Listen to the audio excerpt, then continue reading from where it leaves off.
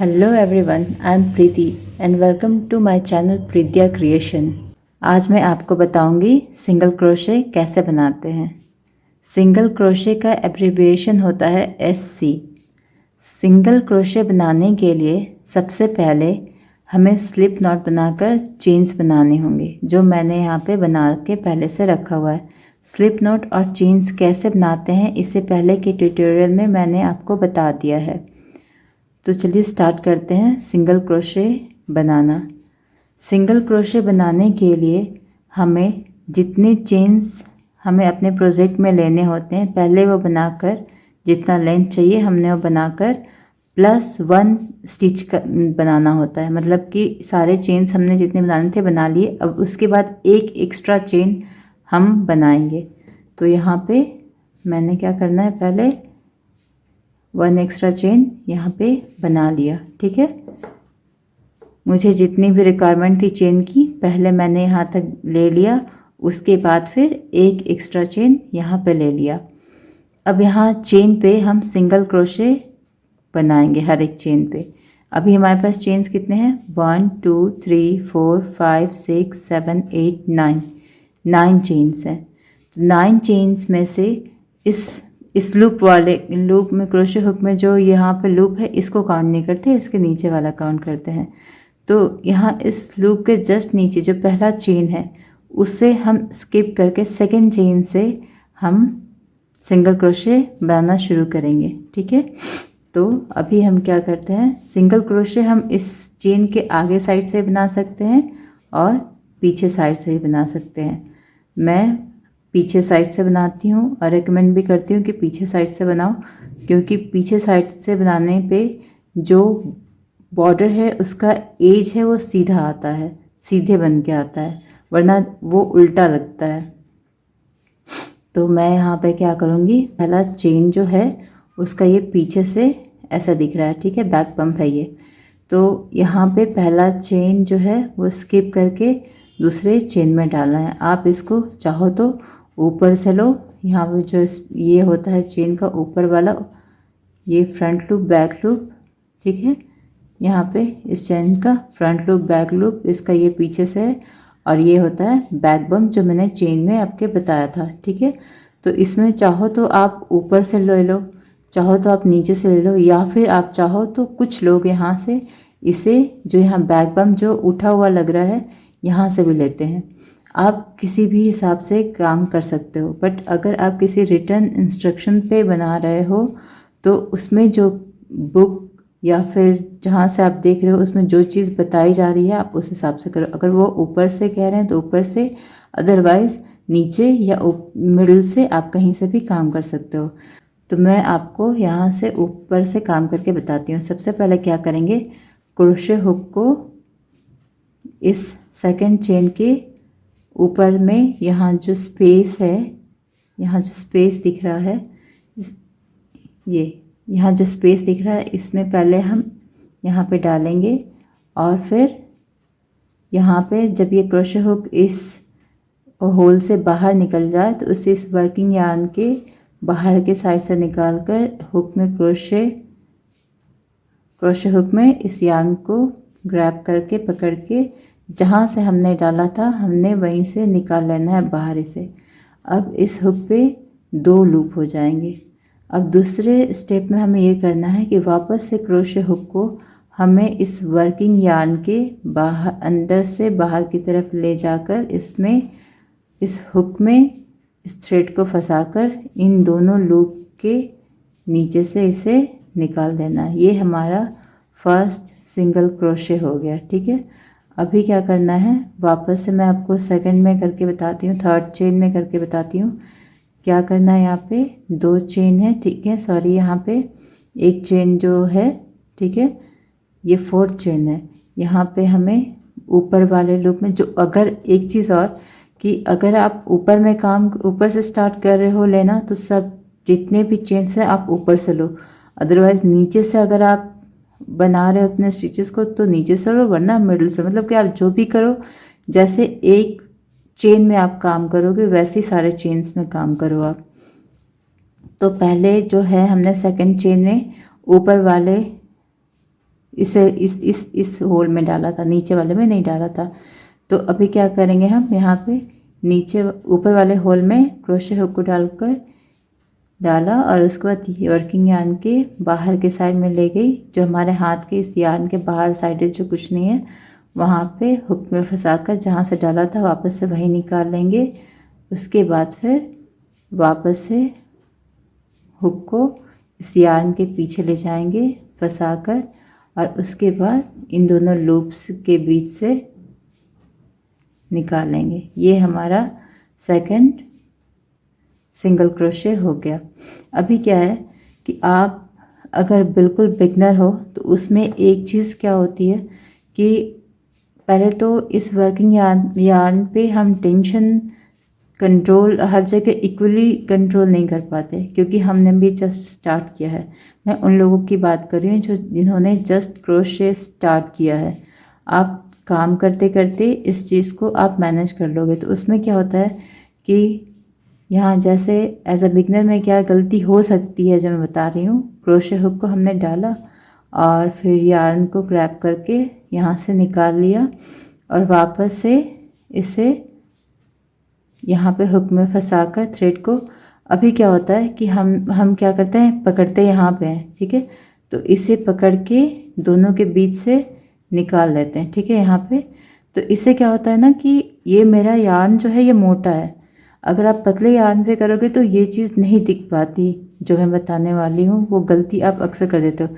यहाँ पे जैसे है ना, ये चेन है जो मेरा अभी विजिबल है, उसमें ये चेन क्योंकि हमने यहाँ पकड़ के खींचा है तो ये चेन थोड़ा छोटा हो जाता है, जिसकी वजह से ये हम स्किप करके जो हमें इस चेन में काम करना चाहिए था, सिंस ये बहुत छोटा होता है तो इस पे ध्यान न देकर हम इस पे चले जाते हैं। तो उसको अवॉइड करने के लिए जब हम यहाँ से जब वापस से हुक पकड़ते हैं तो यहाँ ना पकड़ के हुक में यहाँ पे जब यार्न ग्रैब करके यहाँ ना पकड़ के, ताकि ये खींचे नहीं, ये एक जितना ये यार्न यहाँ पे सब एक दूसरे से कनेक्टेड है, एक खींचेगा तो इसके पीछे वाला यार्न भी खींचता जाएगा। तो उसको इग्नोर करने के लिए यहाँ पे जो है यार्न, यहाँ पे जो इस हुक के ऊपर है, यहीं पे जो ये खींच रहा है, यहाँ पे हम अंगूठे से और इस फिंगर से या जिस तरह से आप कंफर्टेबल हो आप पकड़ लो यहाँ पे, ताकि ये खींचे नहीं, ये लॉक हो जाए। इतना ही इसका इस लेंथ जो है होगा इस लूप का इतना ही होगा। उसके बाद वापस से हुक में थ्रेड को ग्रैब करके पकड़ के इन दोनों लूप्स के बीच से निकालो। उससे आपका ये होगा, एक तो पीछे का यहाँ का जो चेन है उसका थ्रेड खींचेगा नहीं, जिसकी वजह से उसका सेम जो लेंथ होना चाहिए वही होगा। दूसरी बात यह है कि आपके सारे जितने सिंगल क्रोशे हैं वो सेम हाइट के बनेंगे। ये सिर्फ मैं बिगनर्स के लिए, जिन्होंने जस्ट स्टार्ट किया उनके लिए बता रही हूँ, क्योंकि ये गलती होती है एज अ बिगनर। ये छोटी ट्रिक्स होती हैं जो हमें ध्यान देनी पड़ेंगी। मैंने कैसे बताया सिंगल क्रोशे के लिए, मैं लास्ट पर आपको बताती हूँ। इस रो में मैंने यहाँ पे इस होल में डाला हुक को, उसके बाद यार्न को ग्रैब करके वापस से यहीं से निकाल दिया। अब वापस से हुक में यार्न यहाँ पे फंसाकर इन दोनों लूप्स के बीच से निकाल लिया, ठीक है। अभी ये हम एंड तक करेंगे। ये हमने एंड तक सिंगल क्रोशे बना लिया। अब यहाँ स्लिप नॉट पे हम नहीं काम कर सकते, क्योंकि स्लिप नॉट जो होता है उसको चेन काउंट नहीं करते। स्लिप नॉट के आगे ये चेन था जो हमारा फर्स्ट चेन था। अगर इधर से स्टार्ट किया हमने सिंगल क्रोशे बनाना तो ये हमारा लास्ट चेन था, ठीक है। क्रोशे में हम काम करना स्टार्ट, स्लिप नॉट जो है, अगर हम राइट हैंड से काम कर रहे हैं तो हम लेफ़्ट टू राइट जाते हैं, स्टार्टिंग चेन का करते हैं लेफ़्ट से और राइट में जाते हैं। उसके बाद फिर जब वापस से स्टिच में काम करना शुरू करते हैं तो राइट टू लेफ़्ट आते हैं। फिर जब हम नेक्स्ट रो में जाएंगे तो उसके बाद लेफ़्ट टू राइट करेंगे, राइट लेफ़्ट लेफ़्ट राइट, ऐसे ये चलता है, ठीक है। तो अभी क्या है कि हमारा फर्स्ट रो कंप्लीट हो गया है। अभी हमें सेकेंड रो में जाना है। तो फर्स्ट रो से सेकंड रो में जाने के लिए हमें टर्निंग चेन का यूज़ करना पड़ता है। टर्निंग चेन को यूज़ करने से ये हमें बेनिफिट मिलेगा कि अभी जो वर्किंग यार्न है उसका डायरेक्शन ये राइट टू लेफ़्ट है, बट अभी हम इस प्रोजेक्ट को हमें क्या करना है, पूरा पलट देना है। अभी हमें, क्योंकि हम राइट हैंड से काम कर रहे हैं, तो अभी तो इस डायरेक्शन से हम लेफ़्ट हैंड से काम नहीं कर पाएंगे क्योंकि हम राइट हैंड से काम कर रहे हैं। तो इसके लिए क्या करेंगे, सारे प्रोजेक्ट को हम टर्न कर देंगे। अब जैसे हम टर्न करेंगे तो हमारा जो ये है यार्न है, वर्किंग यार्न है, वो भी इसके साथ मूव हो जाएगा, जिसका डायरेक्शन अभी भी लेफ़्ट टू राइट है, जबकि अब हमें राइट टू लेफ़्ट जाना है। इसके लिए हमें एक टर्निंग चेन की ज़रूरत होती है। सिंगल क्रोशे में 1 टर्निंग चेन हम यूज़ करते हैं, ठीक है। तो हमने यहाँ पे 1 टर्निंग चेन यूज़ किया, ठीक है।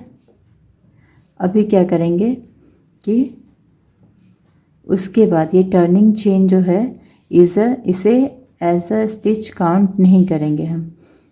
अब क्या करेंगे, यहाँ पे चेन्स कैसे काउंट करते हैं, हम कितने स्टिचेस हुए ये कैसे काउंट करेंगे, इसके लिए हम 2 तरीके से काउंट कर सकते हैं। एक तरीका कि हर स्टिच के ऊपर ऐसा वी शेप का बना हुआ आता है, ठीक है, या फिर हर एक स्टिच, यहाँ पे हमारा एक स्टिच हुआ, फिर 2 3 ऐसे, या दोनों में से किसी भी मेथड से आप काउंट कर सकते हो। जैसे अगर मैं यहाँ पे काउंट करूँ, यहाँ मेरा 1 2 3 4 5 6 7 8 चेन्स हो रहे हैं, यानी कि मेरे 8 सिंगल क्रोशे बने हैं। हमने चेन्स कितने बनाए थे, 9, बट हमने 1 चेन स्किप कर दिया था, तो इस वजह से हमारे पास 8 सिंगल क्रोशे हमारे अभी बने हैं, ठीक है। अगर मैं स्टिचेस की तरह से काउंट करूँ तो 1, ये जो है यहाँ पे 1 स्टिच बन रहा है, इसे उल्टे साइड में देखो अच्छे से समझ में आएगा। यहाँ पे एक स्टिच कंप्लीट हो रहा है जो हमें विजिबल है। 1 2 3 4 5 6 7 8, सॉरी 8 ही तक है, यहाँ पे आगे नहीं है। तो यहाँ पे 1 2 3 4 5 6 7 8 स्टिचेस हैं, ठीक है। अभी हमने टर्निंग चेन यहाँ पे ले लिया है, तो उसके बाद फिर नेक्स्ट हमें क्या ध्यान देना होगा कि यहाँ जो वी है, इन दोनों को पकड़ के, यहाँ जो मिडिल में वी यहाँ पे होल आ रहा है, इसमें से हुक निकालना है। यहाँ फ्रंट लूप और बैक लूप को अलग अलग नहीं करना, ना ही हमें हुक सिर्फ फ्रंट लूप से निकालना है नीचे से, ना ही हमें सिर्फ बैक लूप से निकालना है, ठीक है। हम इन दोनों को मिलाकर अगर हम ऐसा करते हैं तो वो स्टिच चेंज हो जाएगा, वो फिर फ्रंट पोस्ट और बैक पोस्ट वाले स्टिचेस हो जाएंगे, जो मैं आपको आगे बताऊंगी। तो अभी हमें सिंगल क्रोशे पे ध्यान देना है, तो हम क्या करेंगे, इसे यहाँ पे दोनों को एक साथ यहाँ पे मिलाकर, इन दोनों को मिलाने के बाद जो यहाँ पे होल दिख रहा है, वहाँ से हम क्रोशे हुक को इंसर्ट करेंगे, और उसके बाद वापस से सेम सिंगल क्रोशे जैसे बनाते हैं हम, कि इसमें से यहाँ पे डालने के बाद क्रोशे हुक में यार्न को फंसाकर यहाँ से निकाल लेना है वापस से जहाँ से डाला था। उसके बाद फिर हुक को यार्न के बाहर में ले जाओ, और यहाँ से जो क्रोशे हुक पे 2 लूप आ रहे हैं यहाँ से निकाल दो, ठीक है। सिंगल क्रोशे में जो होते हैं, जो सेकंड स्टेप जो होता है सिंगल क्रोशे बनाते वक्त, उस वक्त हुक पे 2 लूप्स होते हैं, ओनली 2 लूप्स, ठीक है। यहाँ पे मैंने स्टेप 1 किया, और अब स्टेप 1 में 2 लूप्स हो गए। अब यहाँ पे जो मैंने कहा था सिंगल क्रोशे में 2 लूप्स होते हैं क्रोशे हुक पे, ठीक है। अब वापस यहाँ पे निकाल दिया। अब मैं इसे एंड तक करके आपको बताती हूँ।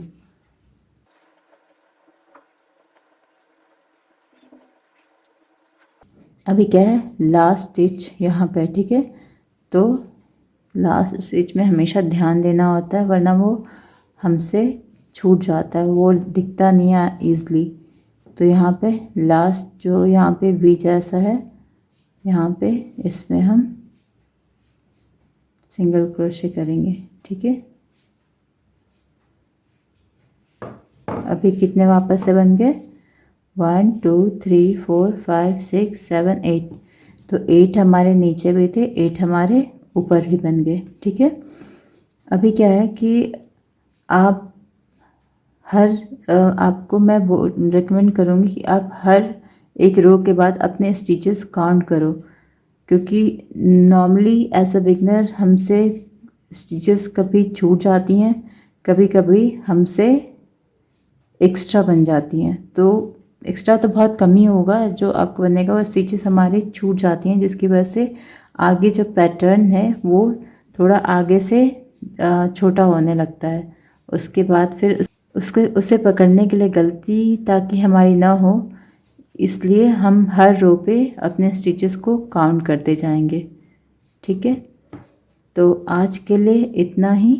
अगले ट्यूटोरियल में मैं आपको बताऊंगी कि सिंगल क्रोशे में इंक्रीज़ कैसे करते हैं। तो चलिए मिलते हैं नेक्स्ट ट्यूटोरियल में।